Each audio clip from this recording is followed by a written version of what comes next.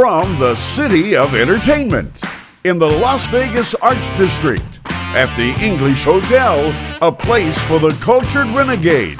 This is April in Vegas with this week's special guests, Elyse Elaine, Miral Kotb, plus Steve Dennis, and your host, April Brucker.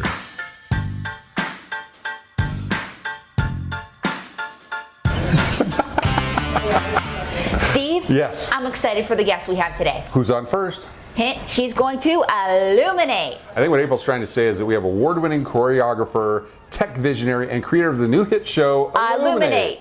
Miral went from being an Ivy League grad to a coder at Bloomberg to producing a show on the Las Vegas Strip. You have to see her show. Say it with me, Steve. Illuminate at the Strat. And when we say you have to see the show, you have to see the show. And by the way, as a fun fact for those Las Vegas veterans, the Strat is the stratosphere. And speaking of Vegas, what would Sin City be without burlesque? Glitter, pasties, G-strings. Yeah, well, that's why we have burlesque renegade Elyse Elaine, producer of the rooftop show. Say it with me, Steve. Womanopoly. And for dummies on the street, This week's correspondent, everyone's favorite would-be sugar baby, Mae Wilson, asking everyone, what stays in Vegas? And speaking of staying, April, for the guests who are staying at this hotel and the guests that are on this show, they all have one thing in common, and that is They love the pool. They love the pool. So let's interview them by the pool.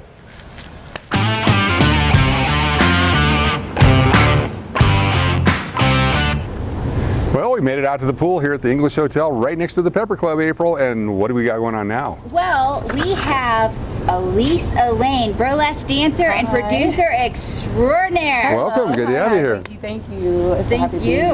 And you look great. Doesn't she look Fantastic, yes, very Vegas, very Vegas. This is Vintage Vandalism. She's a local designer here in Puerto Rican, amazing lady, does awesome clothes. So. And aren't those lashes great, Steve? Walgreens. Walgreens glasses? Yeah. Lashes? Walgreens.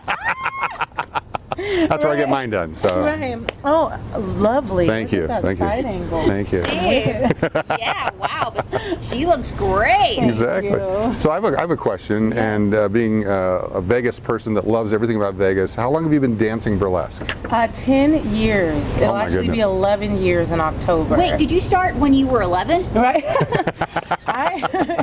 So I started when I was 24. Okay. I started when I was 24 years old. So yeah, add up that, you guys. But yeah, I started in San Francisco, and it was one of those things where I went to a show with Sergeant Device, who is my burlesque mom and my co-producer. She invited me to the show, and I was just like, whatever that is, that's what I want to do. Like, and it was so awesome to see people that looked like me and had my body type, and it was just like this totally different world. And I knew what I thought burlesque was, and then I saw that there was actually more possibilities, and I was like, I'm in. I just want in, whatever it is. And 10 years later. 10 years later, here you are. Here I am in Vegas. And so what made you take your show, Womanopoly, from San Francisco to Las Vegas? Because they are two very different cities. Sarge and I, we got into the burlesque scene, and we knew that we wanted to create a space for performers that wasn't so rigid with rules and they have to wear this type of costume. We really wanted it to be like a party and like a celebration of just like art in all of its mediums, you know, whatever that looked like. And so we did it for 10 years, and we're very proud to be the highest paying burlesque show in San Francisco right now. And so at that point, you're like, okay, 10 years, like what's next? And so I had been living out here, and we were just like, what about Womanopoly Las Vegas? What about Womanopoly New York? What about Womanopoly LA? Like, what about? So we just, you know, so we did it a month after our 10-year anniversary. We had our first show here in Las Vegas. And you're doing it on a rooftop, right? On a rooftop, yes. We so you know, we have like the beautiful view of downtown. It's right next to the Art Factory. It's next door neighbors to the Burlesque Hall of Fame, which is wow. Chef's kiss, like how, you know. Yeah. Beat that, yeah. Oh, it's just our first show sold out. Tonight is anticipated to sell out. There's only standing room left. All VIP is gone.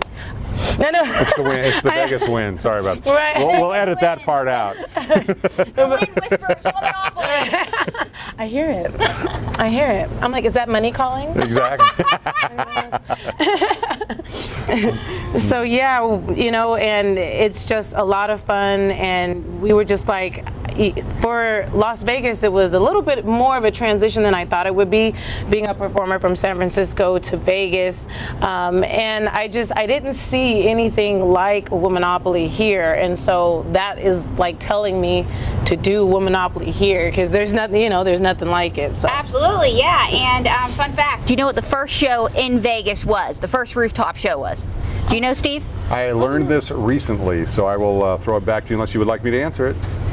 It was the atomic bomb testing. Back in the 1950s, yes. They get up on the roof to watch it all the way up. Right. So we can say your show is the bomb. Hey, I'm with it. I will take it. I love that. Yes. Ching. But I'm ching.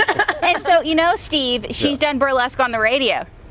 What? Yeah. Burlesque on the radio. Yeah. How does that work? Yeah. It was so interesting. We did. It was a show and an interview, and so it was a couple of different aspects. But one of the nights that I loved the most was like Ask a Hot Chick, and so people were able to kind of call in and pose questions, and they had you know, burlesque performers and, you know, go-go dancers and just locals from the area, and that was a crazy hotline. I can only imagine. It was always like really interesting and Dance and life advice. right. It's like Combined. you never knew what the pictures were going to look like. Waiting for them to upload on the website. Like, what are they doing in there? Like, we would just have a ball. Fantastic. It was awesome. It was a lot of fun. That is amazing. And so Yeah. you talk about inclusivity. Man, yeah. What do you think the Vegas scene could do to become more inclusive? Be more inclusive. I think a lot of the time we lean so much on the excuse of not knowing that there's these types of performers out there, and not knowing and things like that, and it's just utilizing the downtown area and really immersing themselves in the art district down here. It's super duper thriving. I frequent the area, a lot of performers do, and most of my networking when I book, I'm just walking up and down the arts district. So definitely seek out anything that you normally do. Don't do those things. You will find the people that you normally find. Exactly. You have to do something different in order to find different types of people. And if nothing else, hit me up. I will let you know. I will let you know what performers are available here in Las Vegas and what performers are willing to travel, because I am well connected. I'm blessed to be well connected, and my main focus has always been finding people that are as diverse as the audience that we're serving. Everyone should be able to resonate with somebody they're seeing on stage, and that's why they come again, and that's why they want to come back. So is there a website or an Insta thing that people can get a hold of you with? I said Insta thing because I'm old. Yes, on Instagram, Womanopoly LV, Okay. and then I'm known as the Maryland with Melanin. You can find me on Instagram that way, or Facebook, Elyse Elaine. And yeah, same, you can find Womanopoly SF. It's just Womanopoly SF instead of LV, and you can find out about our sold out show in San Francisco. Fantastic. And what is your star sign? My star sign, I am a Gemini, believe the hype. Oh, yeah. Yeah, all the stories are true. She is a Gemini. Yes. She's all the good things about Gemini. All the good things. I tell people I will never correct. I'm like, you can just whatever you've heard. Yes, it's true. It's all true. It's all, but you know what else is also true? Womanopoly is amazing, so check them out on Instagram, check them out on Thank you so Facebook. much. And where's your show tonight? My show tonight is at Taverna Costera. It's actually right around the corner from the English Hotel. And yeah, it's on the rooftop. Last time people said they heard us 2 blocks away. So you guys, if you hear us, come check it out. Go check it out, because the wind whispers money. Elyse Elaine, everybody. Thank you so much, guys. you. Thank you, Steve. Is there like a Thank you, 2 April. eyelash minimum, or is it? Oh, so yeah, most of the time it's a 2 eyelash minimum, but if you're with someone with eyelashes, You can get in that then way. that, Okay. yeah, then See, that'll now get you got hope, Steve. So there we go. Thank you so much. Thank you. All right. Bye.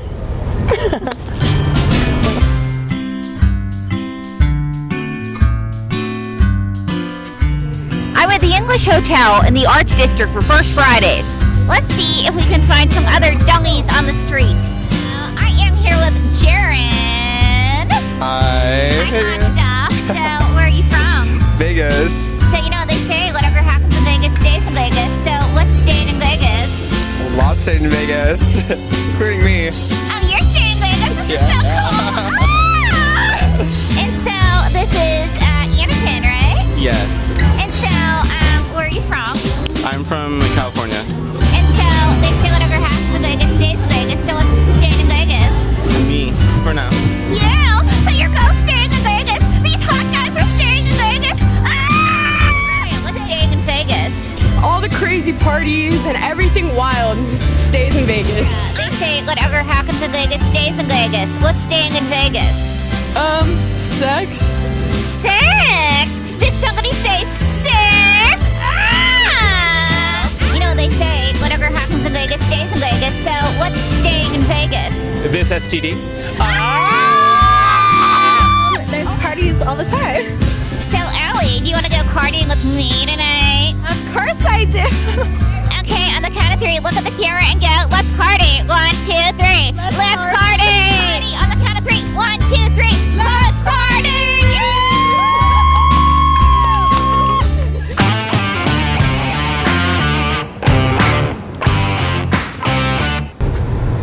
April, we made it out to the pool. Very excited to have our guest. And here we have Miral Kotb, STEMinist superstar. She is a STEMinist superstar. And for those that don't know, STEM is science, technology, engineering, and math, right? And she combines that with dance. And so you say that coding is like poetry, and every time my computer breaks, I want to cry. How did you come up with that? Oh, every time my computer breaks, I want to cry. I would say, you know, I'm a writer of code, but I'm not a user of code sometimes. I love to create something because, yeah, it can get frustrating. If you don't know how something's created, what they did behind the scenes, and it breaks, it's not fun. I totally get it.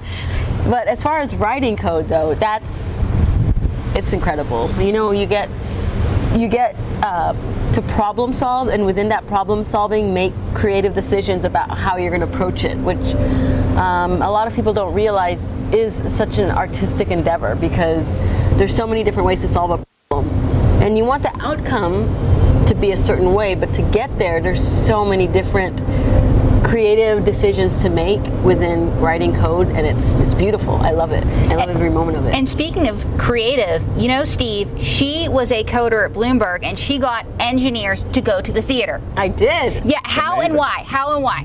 Well, so when I was working at Bloomberg, I would take 3-hour lunches because I would literally go. I was working in the middle of Manhattan, and Steps on Broadway was like 20 minutes from the office. Yep. So I would dress like an engineer, which is basically sneakers, like what would be like Lululemon pants and a hoodie. It'd be lunchtime at 11:30. I'd run over, take Susie Taylor's dance class at Steps, run back, and then get my work done. And because I always delivered, never really questioned where I went, but they'd be like, takes so 3 where hours, do you takes 3 go for hours. these 3-hour lunches? Why can we never have a 1 o'clock meeting with you? And I was like, I'm a dancer. And so they got curious, and then I started producing shows in the city, and I started inviting them. And they would, first thing they'd say is, I don't understand dance. and I would try to explain to them, you don't have to understand it, you just have to experience it. And I think, you know, with music, we're used to just either learning a song and singing along, or just allowing ourselves to go to a music concert and just appreciate it. But I think with dance, if you don't come from a dance background, you may not understand what you're watching. And I think they don't realize that even if you don't understand it, you may still be listening to music you know, and seeing how people dance to that music. And you know, there could be a story, and there could, you know, you can connect with the performers. So I think what happened was they would come just to support me, and then at the end they'd be like, well, when's your next show? What else is in the city? And I'd start, and then I would start telling them, well, let's go see Alvin Ailey, or let's go see Wicked on Broadway. And so it basically brought a world where engineers who just felt like something was unfamiliar, felt like they could kind of get into something in a different way because there was some comfort. It's like when you go see someone you know perform in any aspect, or if you saw a chef who's opening a restaurant, you're going to go support them. And and then all of a sudden you get into becoming a foodie because all of you appreciate, wow, that was really cool what you made. So I think it's just trying to create a culture where people from different backgrounds come together to co-inspire each other rather than staying like, I just code or I just dance. Yeah. So you were on America's Got Talent, and you survived Piers Morgan. Yeah. What was that like? What kind of dirt do you have for us? What can you tell our people? Dish. It was probably the most stressful time of my life because the technology was still brand new. We were still working through a bunch of kinks and bugs, and dancers were still getting shocked. If you haven't seen the show, you have to see the show. Absolutely. Spectacular show, and then you'll understand. Yes, and what did you say was the best thing you had seen in how long, Steve? At least a decade since I've been in Las Vegas. Yeah, wow, that's a huge. And I've produced many shows here, wow. different casinos, and I was blown away by the creativity, the energy, the visuals, the music, everything about it. I can see both the human coding and the coding that went into all that. Wow, thank you. That's coming from you, Al. That's and it was the best thing I saw ever. So what did Piers Morgan say when he saw it? What did he say? He loved it. He loved it. And he doesn't like anything. Oh, he was such a supportive fan. All the judges were. And I think because it was something they had never seen before. So they were really supportive of us, and then as well of art and technology. Even Nick Cannon was really into the science part, and as an engineer, because we talked about how the engineering people I knew didn't understand dance, but it also goes the other way, where performing artists don't realize the creativity behind technology. And we were on AGT when the smartphones had just started, and iPhones, I hate dating myself, but I got to sometimes. So it was before TikTok and before Instagram, so there was still a division between technology and art and performance, and so I think we were able to start conversations about bringing the two together. Yeah, because it was a brilliant performance, brilliant show, just everything. And wow, so how has bringing the show to Vegas been? I love Vegas. At first I was like, Vegas? I don't know any. I come, like you're a New Yorker, you've lived in New York, so I was really trying to learn the Vegas landscape. So before I even started the show, I came maybe at least a year beforehand and just went to show after show after show and visited different casinos, and I just kind of absorbed what is the Vegas culture, to see what people like, what do they react to, what do audiences appreciate, and I tried to just immerse myself in it and see what do I think I can add to the Vegas landscape that's not there yet. And so that's where we had different directions of the show, and it took us a while to find what makes us unique, but it ended up just going back to what made us unique on America's Got Talent, which is just bringing laughter, light, dance, and happiness to people, especially after such a hard time. Just bringing people into a world where they can just smile the whole time, and dance. Yes. Oh, yes. And very interactive. The performers actually come out into the audience. We had the gentleman go up on stage and dance with one of the dancers. And from producing a show perspective, I love watching the black outfits in the shadows helping with the performance and all that. Well, no, but for me, I find that to be very much, that's the human coding side of it, because if that doesn't happen perfectly, the rest of it doesn't happen perfectly. So to be able to combine the technological part of that with the wacky human mind and to pull off an awesome show, that's just a testimony to what you do. Yes, absolutely. And we want to know, because this is just such an incredible show and the future's so bright that you got to wear shades. What is next for Miral Kotb? Well, we're hoping to have the show be in other cities or countries, as far as the Illuminate side. And then as far as myself, I'm actually writing a book about my experiences as female software engineer, CEO, and dancer, also being a two-time cancer survivor, and just trying to just give a little more insight into what it's been like, because one of the things that inspires me is seeing the next generation of super awesome coding artists, and just, I love to, just put my story out there in a way that hopefully will help, like a little Miral from 15, 20 years ago who was like, I just feel different all the time and I don't fit in. And I hope to show that there's a world where you can fit in and that you can have a very bright future. So that's kind of what's next for me. And you aren't coding or dancing, like to do for fun? Eat. You're a foodie. I love food. My mom and dad opened a restaurant. I'm from Egypt, and they opened a Mediterranean restaurant in Houston. Oh, fantastic. So I come from a very foodie family, so love going to restaurants, love watching movies, seeing shows, and hanging out at the beach. Wow, sweet. Very good. Yes, and folks, if you haven't seen it yet, go see Illuminate at the Strat. She's also got videos on YouTube. Check her out online. You will not be disappointed, right, Steve? It's definitely from beginning to end. I'm very skeptical when I go to shows just because I've seen so many of them. But and even the other people we're with were sitting at the edge of the seat, and I realized I was just so into it. I better start clapping because I'm enjoying this so much. I need to let them know and to thank them for what they're doing. And really, Illuminate. It's different. It's new. It's something you've never experienced before in Las Vegas, and you have to go see it. There's a lot of have-tos here. You have to go to the Grand Canyon. You have to gamble on the Strip. You have to see Fremont Experience, and you have to go to Illuminate. Yeah. So, folks, check it out. Thank you so much, Miral. Thank you. Thank you so much. Great to have you. Thank you.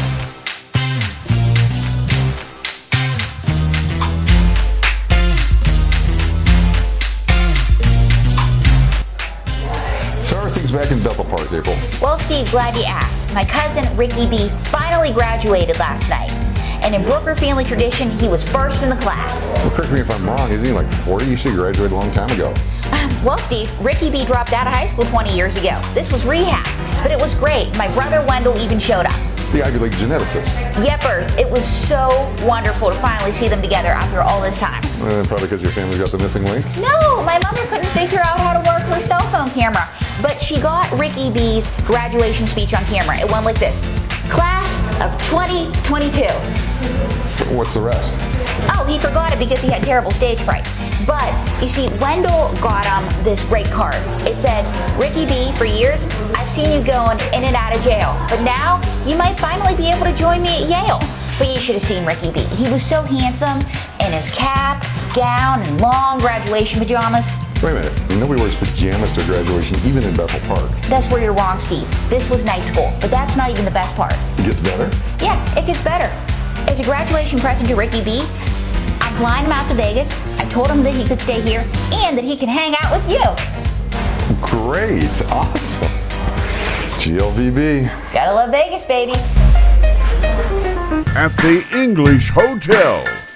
From the City of Entertainment, April in Vegas.